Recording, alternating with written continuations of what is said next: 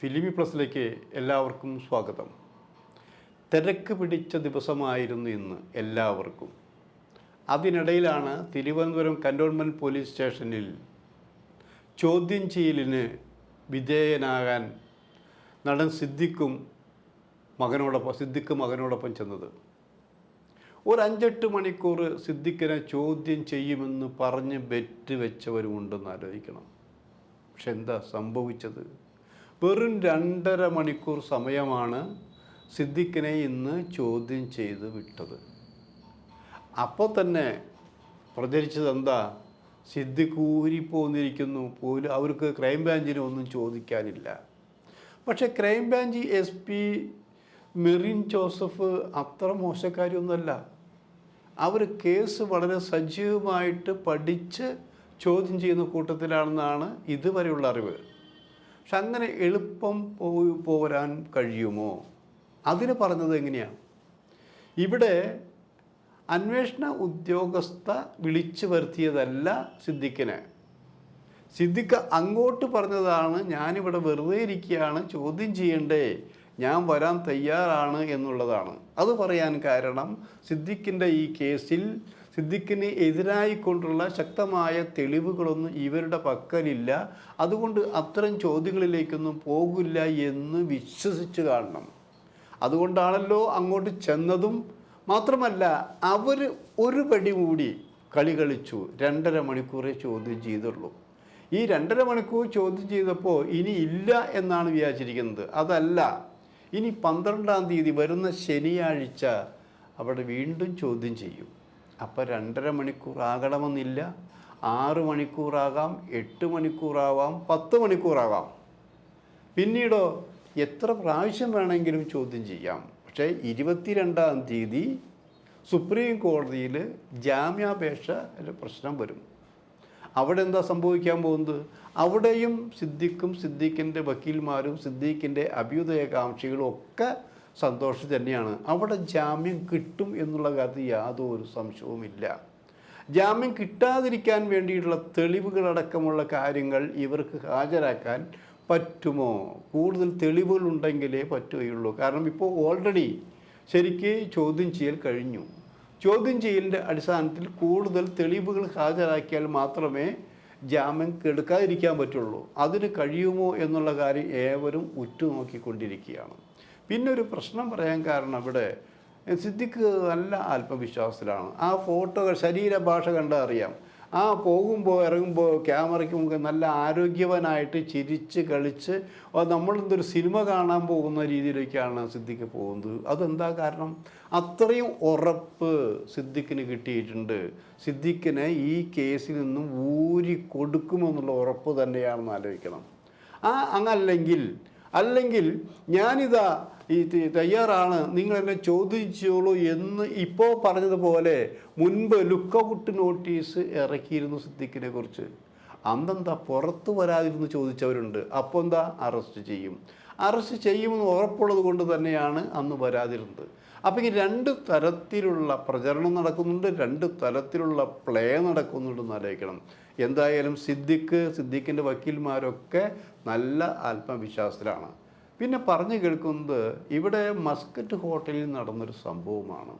സിനിമയിൽ അഭിനയിപ്പിക്കാമെന്ന് പറഞ്ഞിട്ടാണ് തരികിട കാണിച്ചത് എന്നാണ് പറയുന്നത്. അപ്പോൾ ആ കേസ് ബലപ്പെട്ടു പോകുമോ?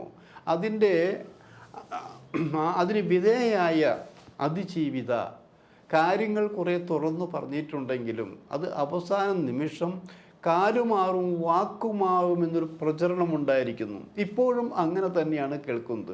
അതിന് പറയുന്ന പ്രധാന കാരണം ഈ ജസ്റ്റിസ് ഹേമ കമ്മിറ്റി റിപ്പോർട്ട് പ്രകാരം അതിൽ പറയുന്ന തങ്ങൾക്ക് ഉണ്ടായ അനുഭവങ്ങൾ പറയുന്ന അതിജീവിതകൾ ഈ കേസിനൊന്നും പോകാൻ താല്പര്യമില്ല, ആരെയും ശിക്ഷിക്കപ്പെടാൻ താല്പര്യമുണ്ട് എന്ന് പറഞ്ഞതായിട്ടാണ് പറഞ്ഞ് കേൾക്കുന്നത്. അതും സിദ്ദിഖിനെ സംബന്ധിച്ചൊരു പ്ലസ് പോയിൻ്റായി മാറും എന്നാണ് പറയുന്നത്. എന്നാൽ എന്താണ് സംഭവിക്കാൻ പോകുന്നത്? നിങ്ങൾ വിചാരിക്കുന്ന അത്ര എളുപ്പത്തിലൊന്നും കേസ് മാഞ്ഞുമായില്ല എന്നാണത്. കാരണം മസ്കറ്റ് ഹോട്ടലിന് വ്യക്തമായ തെളിവുകൾ ശേഖരിച്ചു കഴിഞ്ഞിട്ടുണ്ട്. അവിടുത്തെ ആഹാരത്തിൻ്റെ കാര്യത്തിൽ പോലും, ബില്ലിൻ്റെ കാര്യത്തിൽ പോലും, റൂമിൻ്റെ കാര്യത്തിൽ പോലും അവിടെ ആ അതിജീവിത ചെലവഴിച്ച സമയം, മണിക്കൂറുകൾ എല്ലാം തനിക്ക് ഉണ്ടായ ആ തിക്താനുഭവങ്ങൾ, പൈശാചികമായ അനുഭവങ്ങൾ എണ്ണി എണ്ണി അവർ പറഞ്ഞിട്ടുണ്ടെന്ന് ആലോചിക്കണം. അപ്പോൾ അങ്ങനെയുള്ള സ്ഥിതി, ഈ കേസ് ഇത്രയും വിവാദമായ സ്ഥിതിക്ക് അതിജീവിത വാക്കുമാറുമോ കാലുമാറുമോ എന്നുള്ളതാണ് മറ്റൊരു ചോദ്യം. നമുക്കൊരു കാര്യം ഉറപ്പാണ്, ഇന്ന് 2.5 മണിക്കൂർ ചോദ്യം ചെയ്തു. ഓക്കെ, 12-ാം തീയതി ശനിയാഴ്ച ചോദ്യം ചെയ്യും. ആ ചോദ്യം ചെയ്യൽ ഏത് രൂപത്തിലായിരിക്കും? നമ്മൾ പരീക്ഷയൊക്കെ എഴുതി കഴിയുമ്പോൾ ചില വിഷയങ്ങളൊക്കെ അയ്യോ വെള്ളം പോലെ ഞാൻ എഴുതിയിട്ടുണ്ട് എന്ന് പറയുന്ന വിദ്യാർത്ഥികളുണ്ട്. അതേ സ്ഥാനത്ത് ചില പരീക്ഷ എഴുതി പറഞ്ഞു വരുമ്പോൾ വിദ്യാർത്ഥികളുടെ മുഖം ഇങ്ങനെ കടന്നൽ കുത്തിയ പോലെയൊക്കെ, എന്താ ഇന്ന് ഭയങ്കര ടഫ് ക്വസ്റ്റ്യൻ ആയിരുന്നു, നിങ്ങൾ പഠിപ്പിക്കാത്ത ഭാവയ്ക്ക് എന്നൊക്കെ നമ്മൾ പറയില്ലേ, എന്ന പോലെ ആകും എന്നൊരു പ്രചരണം അവിടെ ഇങ്ങനെ നടക്കുന്നുണ്ട്. കാരണം ശനിയാഴ്ച ചോദ്യങ്ങൾ ഇതായെന്നിരിക്കില്ല, വെള്ളം കുടിപ്പിക്കുന്ന രീതിയിൽ ശരിക്ക് ചോദ്യങ്ങൾ ഉണ്ടായിരിക്കും. ഇന്നല്ല വെള്ളം കുടിച്ചിരിക്കുന്നത്. വരുന്ന ശനിയാഴ്ച 12-ാം തീയതി സിദ്ദിഖിനെ വെള്ളം കുടിപ്പിക്കുന്ന രീതിയിലുള്ള ചോദ്യങ്ങൾ അന്വേഷണ ഉദ്യോഗസ്ഥരുടെ ഭാഗത്തുനിന്നും അവരുടെ ടീമിൻ്റെ ഭാഗത്തുനിന്നും ഉണ്ടാകുമെന്നാണ് വിശ്വസിക്കാവുന്ന കേന്ദ്രങ്ങളിൽ നിന്ന് അറിയാൻ കഴിഞ്ഞത്. അപ്പോൾ എന്ത് ചെയ്യും? അപ്പോൾ ചോദ്യങ്ങൾ ഉണ്ടാകുമ്പോൾ, തെളിവുകൾ ഒന്നൊന്നായി പെറുക്കി വയ്ക്കുമ്പോൾ അത് സുപ്രീം കോടതിയിലും ഹാജരാക്കാൻ പറ്റും. സുപ്രീം കോടതിയിൽ ഈ മുൻകൂർ ജാമ്യത്തിൻ്റെ പേരിൽ ഗുണകരമായി ഭവിക്കുമെന്നാണ് പറയുന്നത്. നമുക്ക് ഇപ്പോൾ അതിൻ്റെ ഒരു കാര്യത്തിൽ നമുക്ക് വ്യക്തമായിട്ട് പറയാൻ പറ്റും, സുപ്രീം കോടതി സിദ്ദിഖിന് ജാമ്യം കൊടുക്കും എന്നുള്ള കാര്യത്തിൽ ഒരു സംശയവും ഞങ്ങൾക്കില്ല എന്നുള്ളതാണ്. അത് തെളിവിൻ്റെ അടിസ്ഥാനത്തിൽ മാത്രമല്ല, ഹാജരാക്കിയ തെളിവുകൾ എങ്ങനെ എന്നുള്ളതാണ്. അന്വേഷണ ഉദ്യോഗസ്ഥന്മാർ ശക്തരും സത്യസന്ധരുമായിരിക്കാം, പക്ഷെ നമ്മൾ ഇന്നെല്ലാം കണ്ടുവരുന്ന കാര്യങ്ങൾ എന്താണ്? എന്തെല്ലാം തെളിവുകൾ ശേഖരിച്ചാലും, എത്രമാത്രം ശക്തമായ തെളിവുകൾ ഉണ്ടായാലും ആടിനെ പട്ടിയാക്കാൻ കഴിയുന്ന പോലെ ഭരണകൂടത്തിന് വേണ്ടപ്പെട്ടവരാകുമ്പോൾ ഇങ്ങനെയൊക്കെ സംഭവിക്കുമെന്ന് തെളിയിച്ചു കൊണ്ടിരിക്കുകയാണെന്ന് ആലോചിക്കണം. ഇഷ്ടാനിഷ്ടങ്ങൾ ഒരു പ്രധാന ഘടകമായി വന്നിരിക്കുമെന്ന് ആലോചിക്കണം. ഇഷ്ടാനിഷ്ടങ്ങൾ അനുകൂലമാകുമ്പോൾ, തനിക്ക് പ്രിയപ്പെട്ടവരെ, ഇഷ്ടപ്പെട്ടവരെ, വേണ്ടപ്പെട്ടവരെ രക്ഷപ്പെടുത്തണമെന്ന് വല്ലുമ്പോൾ പോലീസ് സംവിധാനം എങ്ങനെ വേണമെങ്കിലും മാറ്റിമറിക്കാൻ കഴിയും. അതിന് ശക്തരും പ്രഗത്ഭരുമായുള്ള അന്വേഷണ ഉദ്യോഗസ്ഥകളും ചില നിമിഷങ്ങളിൽ അവർക്കൊന്നും ചെയ്യാൻ കഴിയാതെ നിൽക്കേണ്ടി വരും. അങ്ങനെയുള്ള കാര്യങ്ങൾ ഈ കേസിൽ സംഭവിക്കാൻ കഴിയുമെന്നുള്ളതാണ്. അപ്പോൾ നിങ്ങൾ ചോദിക്കും, നമ്മുടെ നടിപീഡന കേസിൻ്റെ കാര്യത്തിൽ ഇങ്ങനെയല്ലല്ലോ ഉണ്ടായത് എന്നുള്ളത്.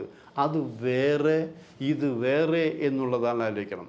അപ്പോൾ നമുക്ക് പറഞ്ഞു വരുന്നത് ഇത് എളുപ്പം കേസല്ല. മാത്രമല്ല, ജസ്റ്റിസ് ഹേമ കമ്മിറ്റി പറയുന്ന റിപ്പോർട്ടിൽ ഈ സിദ്ദിഖിൻ്റെ പേരുകൾ വളരെ സജീവമായിട്ടുണ്ട് എന്നാണ് പറഞ്ഞത്. അവിടെ തെളിവുകൾ, ശക്തമായ തെളിവുകൾ ഈ അന്വേഷണ ഉദ്യോഗസ്ഥരുടെ പക്കലുണ്ട് എന്നുള്ള കാര്യം യാതൊരു സംശയവുമില്ല. അതെല്ലാം വെച്ചുകൊണ്ട് കാര്യങ്ങൾ എളുപ്പമാണ് തോന്നാമെങ്കിലും അത്ര എളുപ്പമല്ല എന്നാണ് അറിയാൻ കഴിഞ്ഞത്.